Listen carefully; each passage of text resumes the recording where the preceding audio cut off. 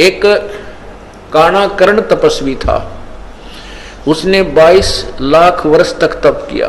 फिर उसके लिए विमान आया लेने के लिए। अब चलो तुम याद किए हो धर्मराज दरबार में, चलो। उसको इतना अभिमान हो गया था कि मेरे जैसा जाजुल तप किसी ने नहीं किया होगा। रास्ते में एक पत्थर पर शिला थी, एक पत्थर का बहुत बड़ी पत्थर था और उसके चारों तरफ उन पार्षदों ने कहा, जो उसको लेने आए थे वो दूतों ने कहा कि तपस्वी जी आप इस परशिला के चारों तरफ एक परिक्रमा देकर आओ, ये नियम है।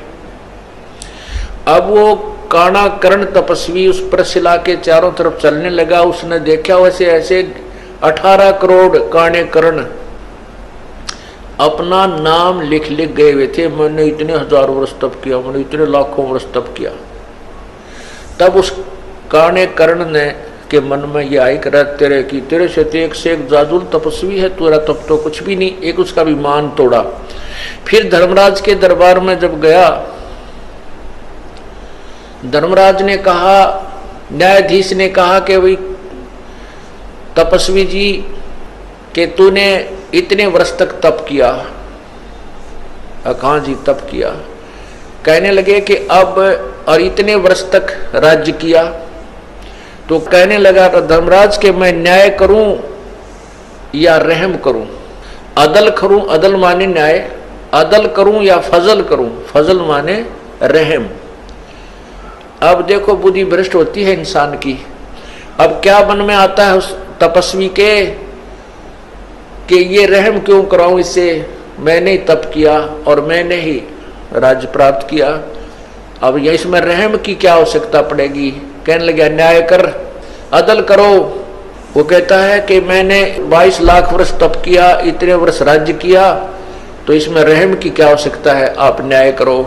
तब धर्मराज ने कहा कि जिस टुकड़ी पत्थर की टुकड़ी के ऊपर बैठकर, जिस पत्थर की शिला पर बैठकर तूने तप किया था वो किसकी थी, तेरी थी या मेरी थी, बता।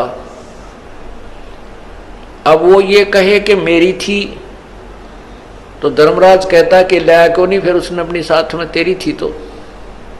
तब उसने कहा वो तो महाराज आपकी थी, तो भाई मेरी उस टुकड़ी का अब तू किराया दे मुझे। उस टुकड़ी को 22 लाख वर्ष तक अपने सिर पर रख, तब न्याय होगा। तब कहता है रहम करो, अब रहम करो। ने बोला रहम करो तो मैंने अपने सिर पर रखनी पड़ेगी भाई, यह गलती मैं नहीं कर सकता। उसको सरप बना दिया और 22 लाख वर्ष तक वो मरता रहा, जीता रहा और उस टुकड़ी के नीचे उसका वास रहा।